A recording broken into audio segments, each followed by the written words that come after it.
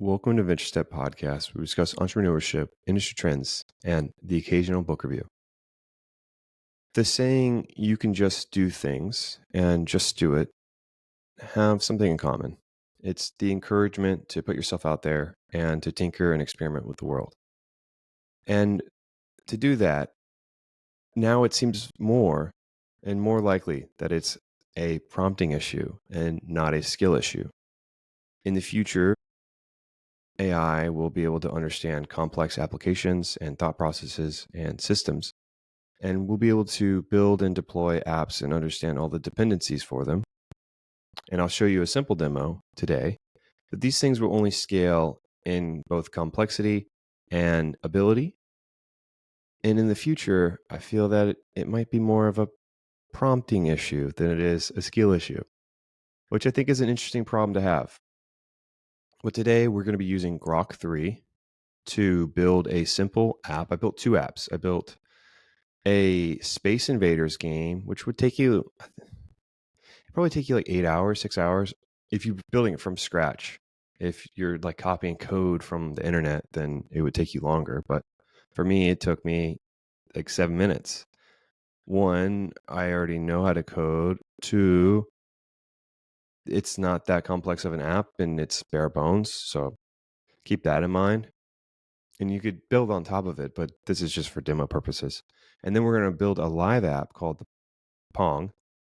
That I don't know if it's going to work or not. And if I have issues, we'll troubleshoot it live on the podcast. And if you aren't watching the video on YouTube and you're listening, I'll narrate some of the stuff so you'll know what's going on.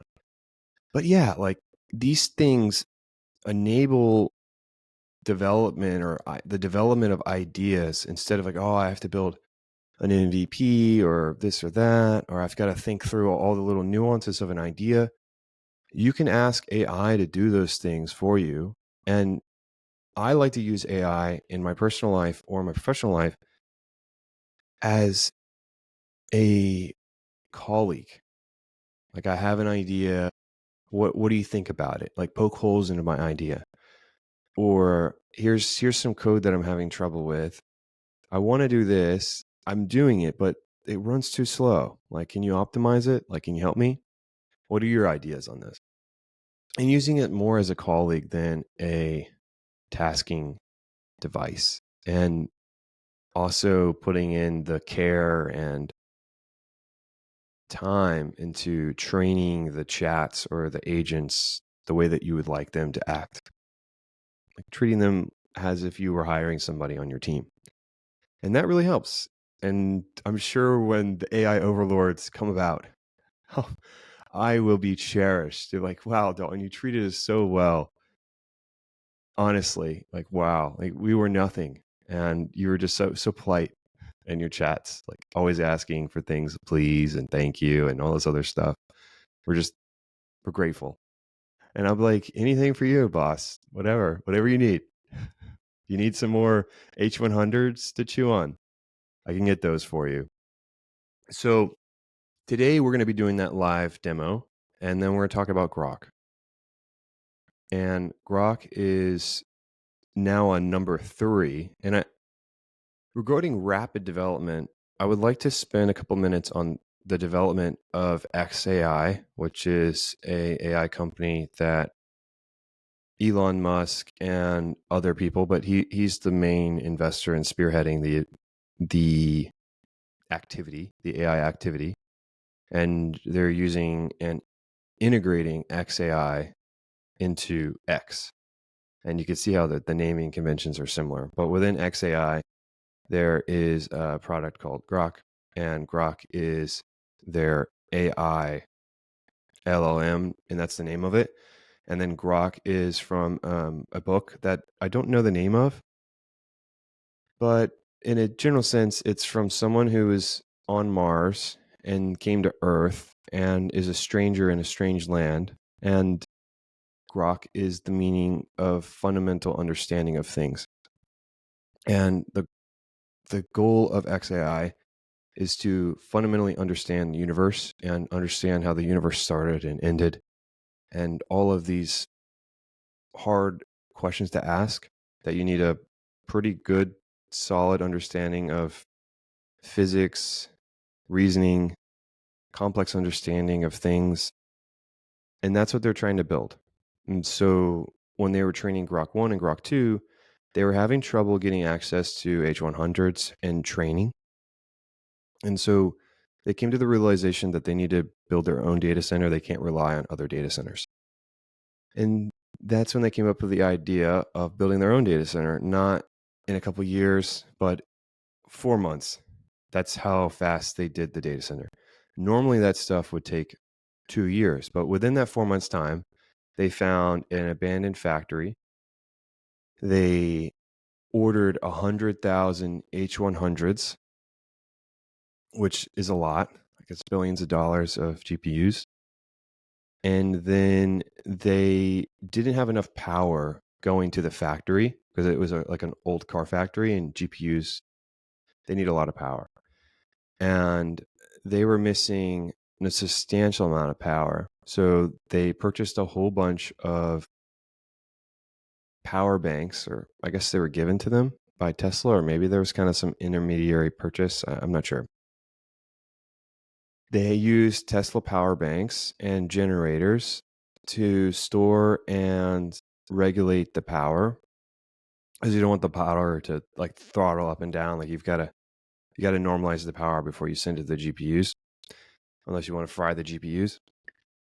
And so they did that, but it didn't work originally. For the power banks, didn't work originally. So they had to redo all the firmware for the power banks. Then they had to figure out the power piece eventually. And then they had to wire up and install and architect all of the H100s to work together.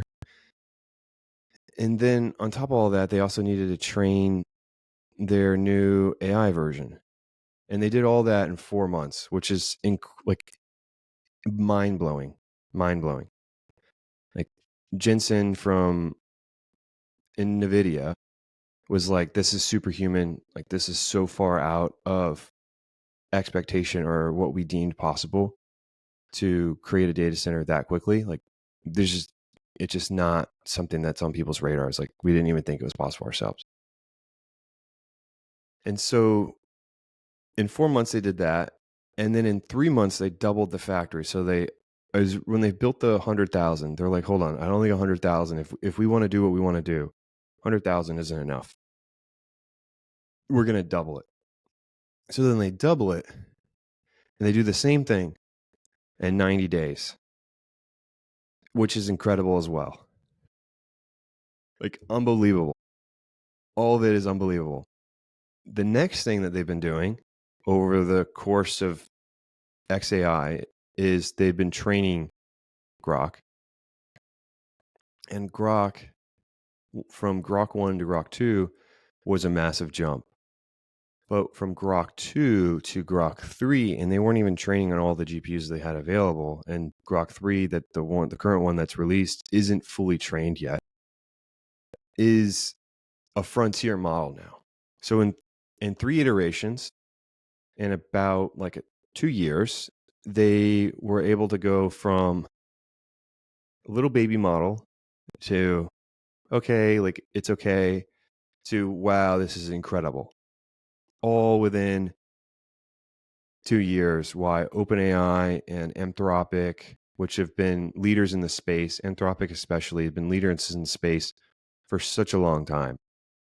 And to have somebody scale that quickly and have that level of urgency is incredible.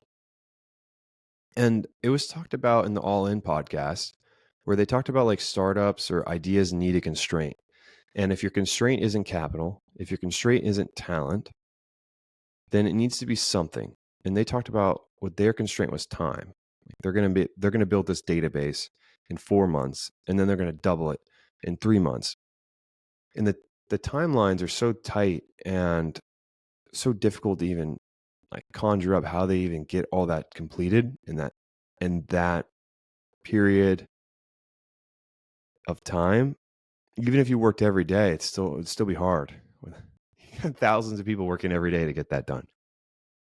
and still doesn't leave much room for error. Like when they hooked up the power banks and then the firmware wasn't working. It just seems very tight, and I'm sure it was. And so that was an incredible effort. And then they are now scaling their AI systems at an incredible rate. And I was thinking a little deeper about it when I listened to the All In podcast. They talked about it. And then I watched the live stream of the announcement of XAI and Grok 3. And one thing that stuck out to me was I think the timelines are so tight because they want to do these ambitious things and they only have a 2-year window. And that 2-year window is the ability to launch to Mars. And so Mars has an orbital launch and like a catch and release, or like land and leave orbital period every 2 years. It's like 19 months or something, 20 months. I'm sure it fluctuates a little bit over time, but it's almost 2 years. Like it could be, 17 and a half or 18. I mean, it's about 2 years. And so the timelines are I wouldn't say artificially. The timelines are hard set by the orbital opportunities of the Mars mission. And so they want to have XAI scaled and competent and ready for the Mars mission. They want to have SpaceX ready and prepared for a Mars mission. And they want to have the Tesla robots, the Tesla Optimus robots ready, scaled, optimized, and ready for the Mars mission. And so we have all these different groups that are moving towards this incredible goal. And they have, compared to other companies, unlimited amount of talent, plenty of capital. Real thing that's pushing is the timeline. And the timeline isn't some made up thing. It's a mission, it's a goal. And that timeline is hard set, and you only get it every 2 years. And so I think that's what's pushing the group so hard. Just my thoughts on it when I was thinking my shower thoughts. I was like, you know what, that makes a lot of sense. Like why would they push so hard consistently? And how do you get all of these groups motivated to push that hard? Like there's got to be something more to it. And that makes sense. Like these groups are pushing very hard to get their stuff ready for the Mars mission, which I think is great. So that's rapid development on the XAI side. What about rapid development for yourself? Well, with these AI apps and deployments like Cursor AI, Bolt, Riplet, Lovable, there's quite a few now, but my preference is probably going to be Riplet and Cursor. And I like Cursor a lot because everything is built in the system and it's a fork of VS Code, so it's familiar. And then when you're writing the code, the autocomplete is phenomenal, and you can flow a little bit better when you're writing the code where it kind of knows what you need to write and what you want to write. And you could just be typing and you just press tab and it autofills. Or if you have a project, you have multiple files that are all connected, then you could specify which file you want to edit or refactor. And then with Riplet, I saw a demo today from Matt Palmer. Matt Palmer put out a demo of him building an app in 3 minutes on video using Grok 3. And I was like, I want to do that because I wanted to build an app with Grok. Then I was like, oh, but then I have to set up my machine because now I'm not doing my podcasts on my laptop anymore. I'm doing them on my home PC that I purchased. And I haven't done any development work for it, so I'm missing all the libraries. And I was like, Like, it's going to be such a pain to set it all up. I got to download everything. And I was like, well, Ripley could do it for me, right? Like, let's see it. And I did it and it worked. And I did a way more complex app than what he had originally envisioned. And so that was pretty cool. And that's what I want to show you later. And I think it might be good if we transition over, and I want to do the game demo last, simply because I want to get through the thinking process. Or, you know what? I guess we could do the game demo now. So let me share my screen. So I want to do a live generation of the game.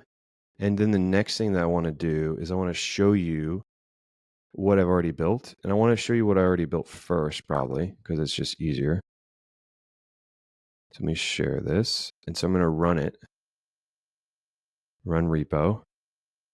And so if you are listening in the car, I have all of the code created in the project created in the file structure. It's a Python app that is using it's using Pygame, which is a library from Python. And it's output. Okay. So it creates a game, and it's supposed to be like it's called the Galactic Gabber. And it's supposed to be like a Galactica ripoff that's very simple. And it's quite hard, actually, because I don't know, I'd have to change the speed of the projectiles that are coming at me, because it was pretty quick, and you'll see if you're watching the screen. So I'm going to press restart, and I'll get it started up again. Okay.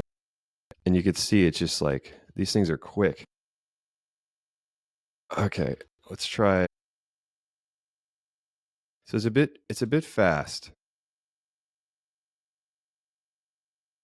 And okay, we'll just get to like a score. I got a score. I was going to say get to a score 50. I got to 80, so that's good. So that's the game that I built. Once again, it's quite trippy with the stars, and the stars are moving really fast, and then the objects are moving pretty quickly too. And the sensitivity of your movement of your little ship is pretty high as well. So it's a half-baked game, but you can easily change those things. You can easily change the enemies or like the shape of your ship. Like you could upload what kind of artifact for your ship or for your enemies or for your missiles, whatever. It's no big deal. So now let's transition over to generating a game. Oh, let me stop sharing this, and then I will start sharing a different tab. I guess we could bring this over here. Share.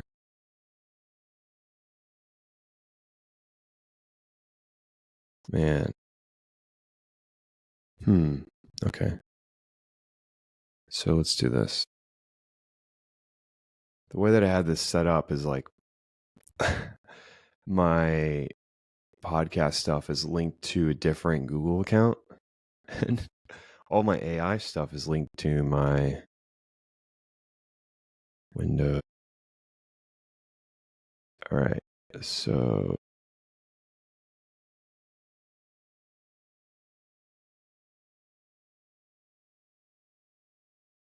the stuff is linked to, come on, man. This stuff is linked to my other account. So you should be able to see I'm in Grok, and I am going to copy and paste something I had earlier, but I could have typed it, but it makes I guess I got to type it. Can you please create an HTML? I say a Pong game. Oh my gosh. In HTML. Thank you.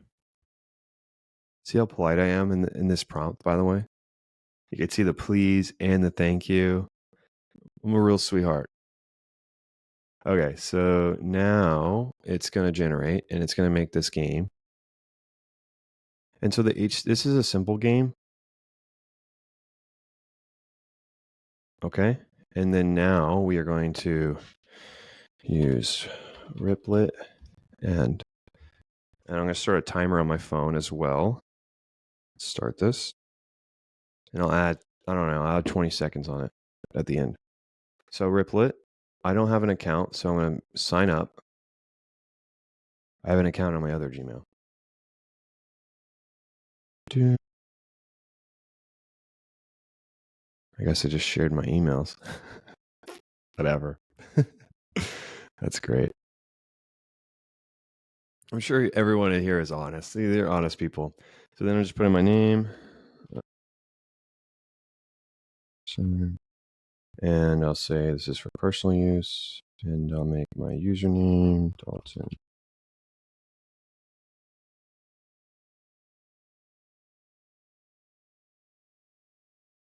Okay.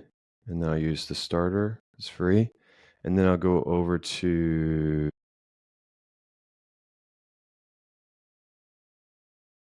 okay, here we go. And then I'll just paste this in here. Can you please fully create this game, this on HTML game?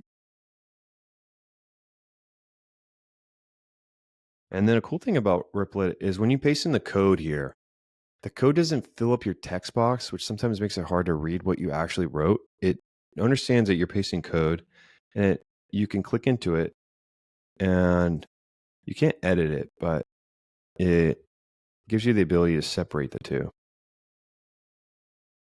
Okay, so we are at 1 minute and 42 seconds and it's generating, it's thinking, it's making the app.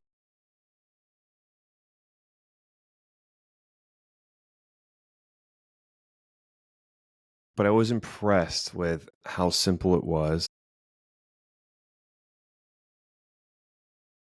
Okay, and I thought this was pretty nice too, where it asks you if you wanted to do like little add-ons to the feature, which is nice, where you could click the piece and it'll add little things. So I'll do sound effects might be hard. What about let's try implement AI opponent for single player mode. And I'll leave it at that. Don't want to make it too complex, nor do I want to take too long.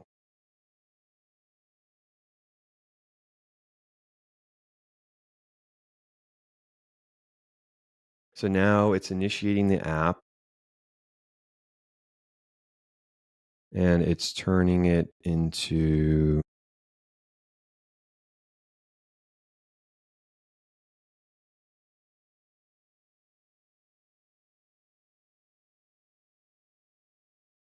five dependencies were installed. And so it understands the dependencies that are required. Took a screenshot, not sure why. Took a screenshot. All right, here we go. The app is going. Okay, waddle up and down. Up. Waddle pad right. Okay. Okay. Here we go. Oh, he got me. All right.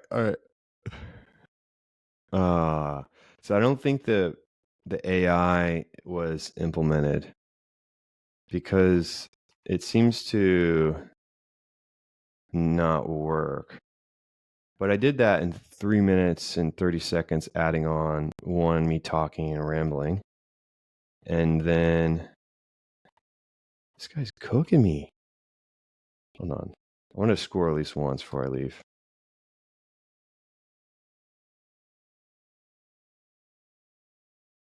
All right, cool. I got a point. I'll just stop the game. Stop. All right. So I'll say, I don't say it does not seem like the other player is playing.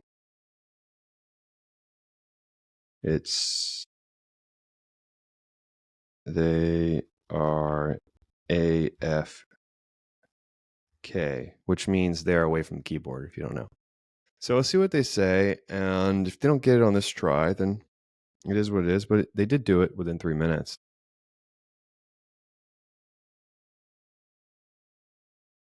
Okay, so it says, I understand the right paddle controlled by the arrow keys seems inactive. Let me add the AI component to control the right paddle so you can play against the computer. Perfect. That's exactly what I wanted. And one thing that I will say is that I originally requested that in the add-on, right? Play against AI components, so they're a single player. Oh, now we're cooking. We're cooking. I'm playing against AI and I'm getting cooked. But it seems to just go back and forth. Oh my. This once you hit the ball back and forth, we implemented a speed multiplier and it's going pretty quick. Oh my, it's 75. It's 75. Oh my goodness. Oh my goodness. I can't even see the ball anymore. A little fast. That's a little fast. Oh my. That's crazy. Okay. I can't even, it's just progressively going up. So pretty cool though. I mean, to do that easily is incredible. Where the next thing that you want to do, say you want to deploy, like this is a legitimate app that you're like, I'm onto something here. Let's deploy it. You can just click this button. The point of the click. So you understand all the dependencies, all the stuff, and then boom. And the idea is that AI could help create the app and then you could launch it within, for a simple app like this, like 3 minutes. But for other things, it would take longer. But I thought that was really cool. And so the next thing that Grok can do is it has a couple features. One called the deep search, the think, and you can see it's got research, brainstorm, analyze data. I'm going to do the deep search and the think. The think is basically a carbon copy of DeepSeek's thought process when it runs through. Even the outputs are very similar. So let's test that out. And I'll do this. So can you tell me, I'll put it on think. And then I'll copy this in here. So my prompt is tell me about blockchain and smart contracts on Avalanche, because that's something I'm interested in the moment. And so it goes through its thinking process. Oh, it thought pretty quickly. Let me try that again. I don't think everyone's going to be able to see that. Let's try. Okay, so it shows the generation of its thoughts, walks through, and then it publishes it, which is pretty cool. So let's try the same thing with Gemini, and I can show you the difference.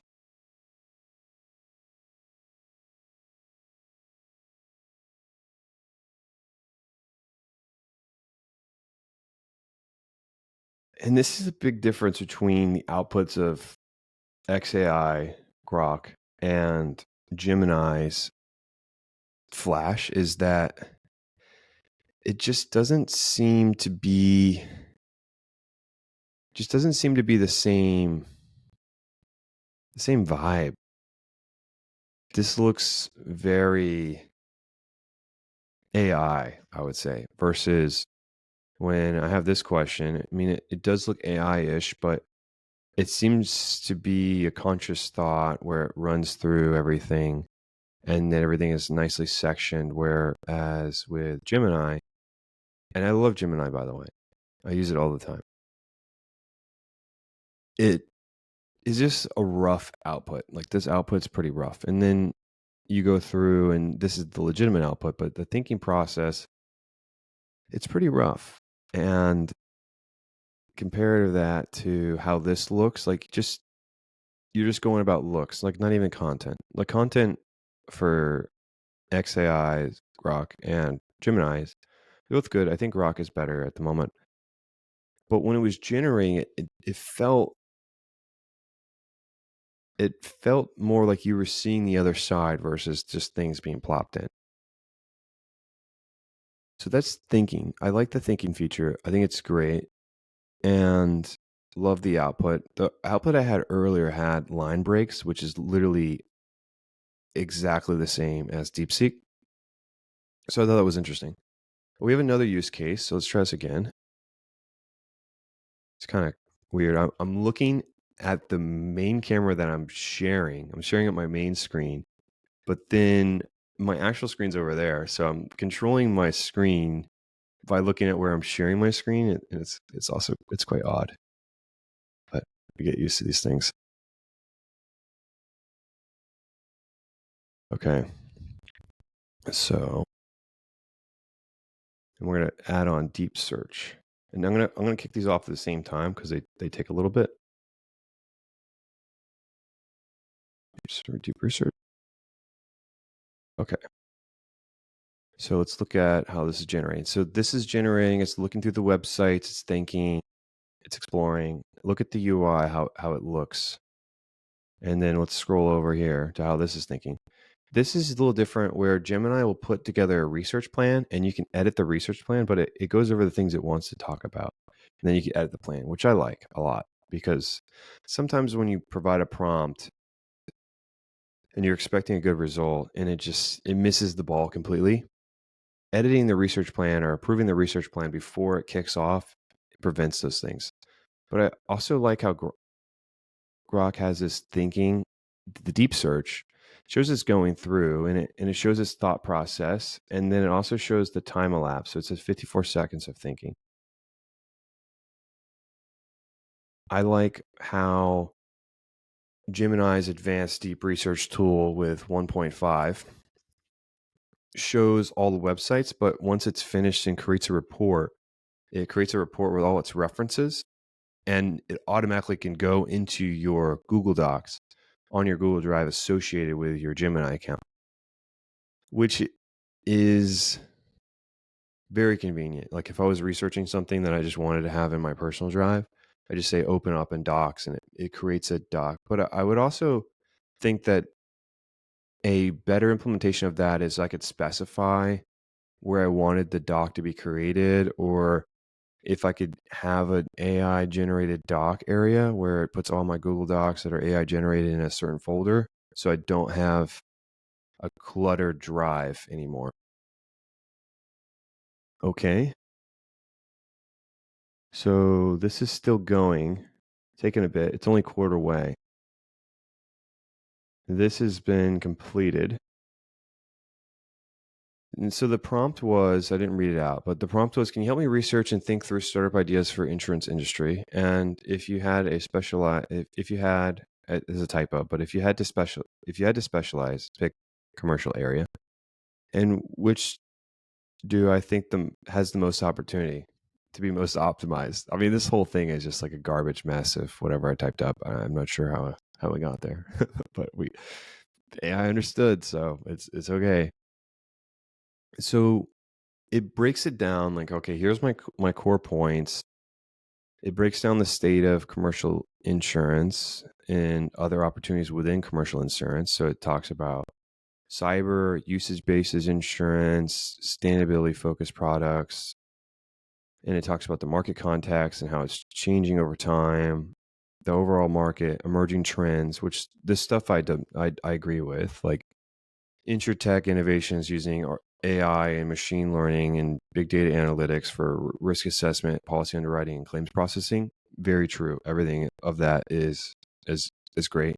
Cyber demand. Yes, cyber is rapidly increasing in growth, but there's just a complete lack of understanding in cyber.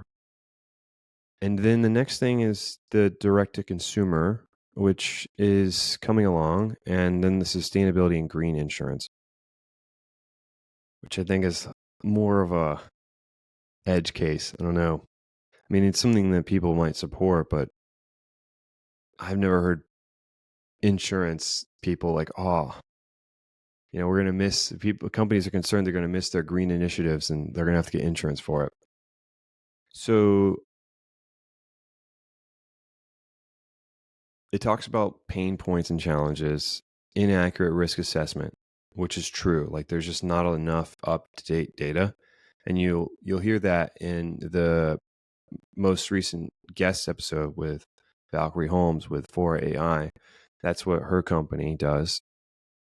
She provides updated risk analysis data that provides a survivability score to understand the most recent changes either to the environment or to that risk profile and how that affects the survivability of that prospective risk if it enters your portfolio, given the perils that it's exposed to.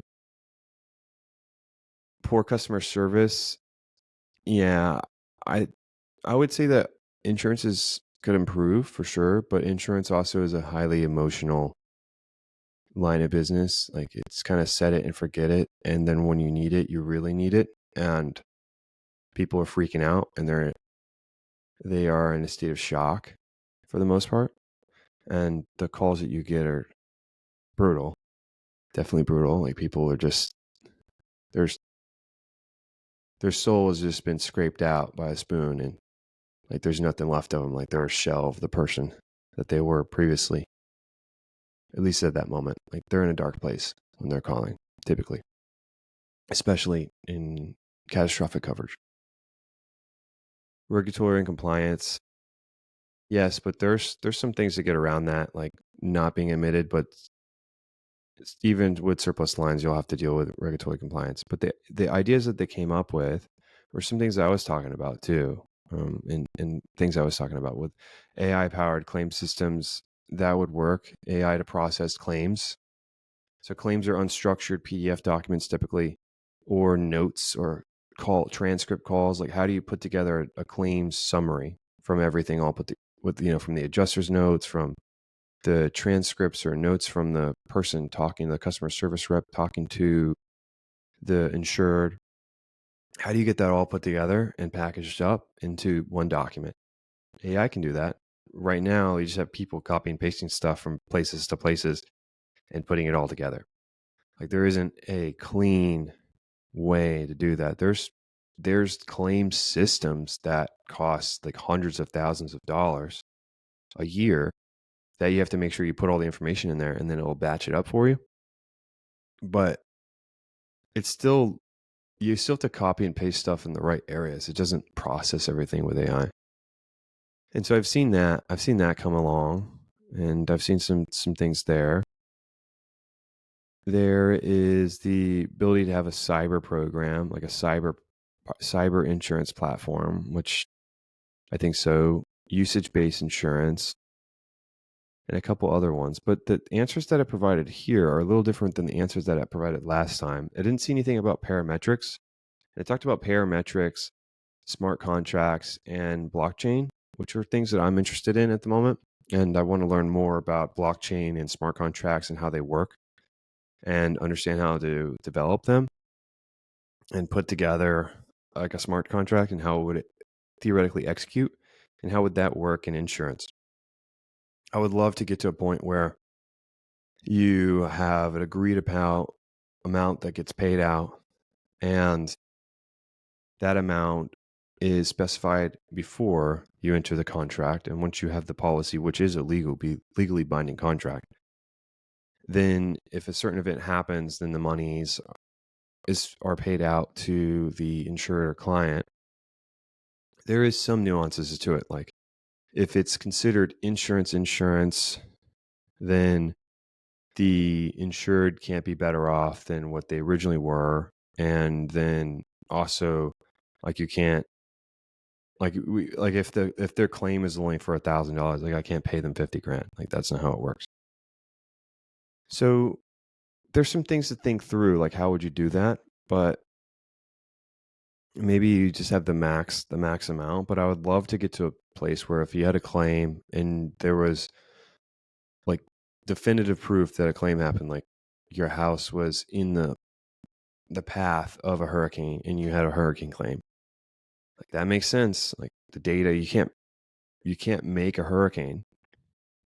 So if you had this Oracle data, holding the data together, putting the data together, and you had an agreed upon data source, say, okay, we're going to use the National Weather Service or whatever group for flood or hail or whatever the data set agreed, or some kind of government entity, especially in the US, that would track and manage data. And if this data event is reported in your area, then you are good to go. And then the money's paid out.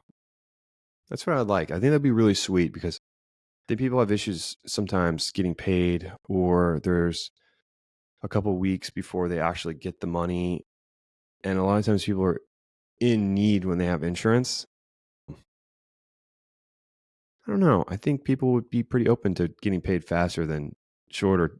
If you had a choice of, okay, do you want your job to pay you once every 3 months, or do you want to be paid every 2 weeks? People are like, oh, every 2 weeks, of course. Same gist. All right. So I'm going to stop sharing my screen if I could figure it out. Stop sharing. Go. So I went over Grok 3, the thinking functionality, deep search, which I think are phenomenal. I used Grok for a little bit. I mean, they just released it not too long ago, and it's in beta still. And I would put it as one of my favorites, simply because, I mean, it calls you out too. Like, I said something incorrectly to the AI, and they're like, I think you're mistaken, buddy. I was like, hey, yo. Yeah, it was like, I think you're mistaken. Like, what you're saying isn't correct. Like, you mean this? And I'm like, yeah.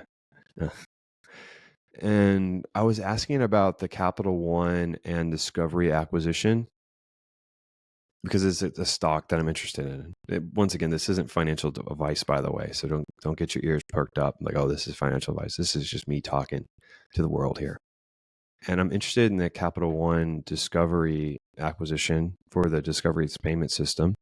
And that acquisition, if it goes through, Capital One will be the third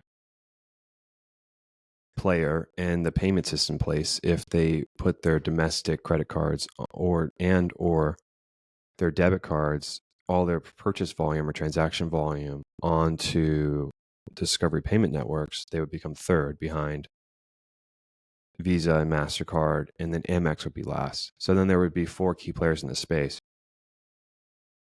And it would save Capital One billions of dollars, like a crazy amount of money, with all the transactions that they're processing each year. And so it's a pretty cool idea, and I think that one is great for Capital One, and I'm a Capital One user. 2, I think it's better to have more competition than less. But regardless of the fact, I was asking Grok about it, and the AI corrected me because I said Discovery Banking or something, and then he's like, "Oh, it's got to, what you really mean is Discovery Financial Services." And I was like, "Sure, yeah." He's like, "No, you're wrong." I was like, "Okay, are we picking out straws? Like, what are we complaining about straws here? Like, financial services, Discovery Financial Services versus Discovery Bank. I mean, people know what I'm talking about. So, but whatever. I'm glad someone calls me out and kicks me, puts me down, and keeps my head down, and keeps me humble. Always working for better outcomes here. Yeah, and I think that the future of development with these AI tools and the level and the speed that they're scaling at, 1 to 2 years, 1 to 2 years seems like the sky's the limit. Like, in 2 years, the benchmarks won't matter. The idea of AI in the workplace or in your daily life, I don't think is going to be some foreign thing. Like, I think you either accept it or you die. Like, I really believe that if you don't use these tools, like, the tools will be forced for you to be using them, or the tools will replace you. might take longer for certain industries, but wow, like the stuff that I've done at AI at my work has been incredible, and I've saved the company, and I can't talk about it because it's private information, but